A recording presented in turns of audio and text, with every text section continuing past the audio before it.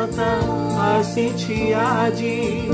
ଶୁଣ ଭାଇ ଏ ଭଉଣୀ, ନିରାଶାରେ ଅଛ କି ଆଜି? ତେବେ ଶୁଣ ଏ ଭାଇ, ଶୁଭ ବାରତା ଆସିଛି ଆଜି। ସରଗର ଏ ବାରତା, ପ୍ରେମର ବାରତା, ସତ୍ୟମୁଖୀର ବାରତା, ପରିତ୍ରାଣର କଥା। ଶୁଭ ବାରତା ଆସିଛି ଆଜି। ପ୍ରିୟ ଶ୍ରୋତା ବନ୍ଧୁ, ପ୍ରଭୁ ଶ୍ରୀଖ୍ରୀଷ୍ଟଙ୍କ ପବିତ୍ର ନାମରେ ଆପଣଙ୍କୁ ଶୁଭେଚ୍ଛା। ପବିତ୍ର ବାଇବଲର ମାଥ୍ୟୁ ଲିଖିତ ସୁସମାଚାର 5 ଅଧ୍ୟାୟର 8 ପଦରେ ଆମେ ଏହିପରି ପାଠ କରୁ, ଶୁଦ୍ଧ ଚିତ୍ତ ଲୋକେ ଧନ୍ୟ, କାରଣ ସେମାନେ ଈଶ୍ୱରଙ୍କ ଦର୍ଶନ ପାଇବେ।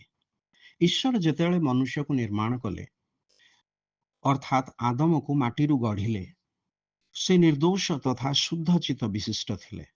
ମନୁଷ୍ୟକୁ ସାକ୍ଷାତ କରିବାକୁ ଈଶ୍ୱର ଏଦନ ଉଦ୍ୟାନକୁ ଯାଉଥିଲେ, ଯେଉଁଠାରେ ସେ ଆଦମଙ୍କୁ ରଖିଥିଲେ। ମାତ୍ର ଯେତେବେଳେ ଆଦମ ଈଶ୍ୱରଙ୍କ ଆଜ୍ଞା ଲଙ୍ଘନ କଲେ, ସେତେବେଳେ ତାହାର ଚିତ୍ତ ଅଶୁଦ୍ଧ ହୋଇଗଲା।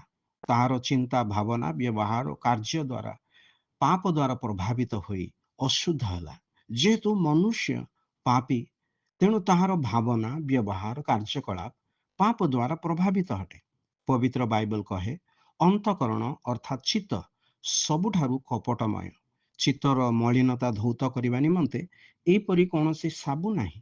ମାତ୍ର ପ୍ରଭୁ ଶ୍ରୀଖ୍ରୀଷ୍ଟ ମନୁଷ୍ୟର ମୁକ୍ତି ନିମନ୍ତେ କ୍ରୁଶରେ ଯେଉଁ ବହୁମୂଲ୍ୟ ରକ୍ତ ଢାଳିଲେ, ସେହି ଯୀଶୁଙ୍କ ରକ୍ତ ଦ୍ୱାରା ଆମମାନଙ୍କର ସମସ୍ତ ପାପ ଆମମାନଙ୍କୁ ଧୋଇ ପରିଷ୍କାର କରେ।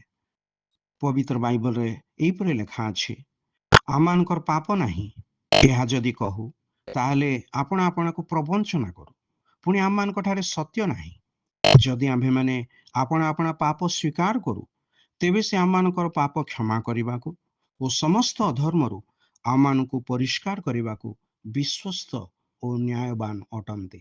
ଶୁଦ୍ଧ ଚିତ୍ତ ଲୋକେ ଈଶ୍ୱରଙ୍କୁ ଦର୍ଶନ କରିବେ। ଆପଣ ମଧ୍ୟ ଯେପରି ତଦ୍ରୂପ କରିବେ, ଆପଣଙ୍କ ନିମନ୍ତେ ଈଶ୍ୱରଙ୍କ ନିକଟରେ ଆମର ଏହି ପ୍ରାର୍ଥନା।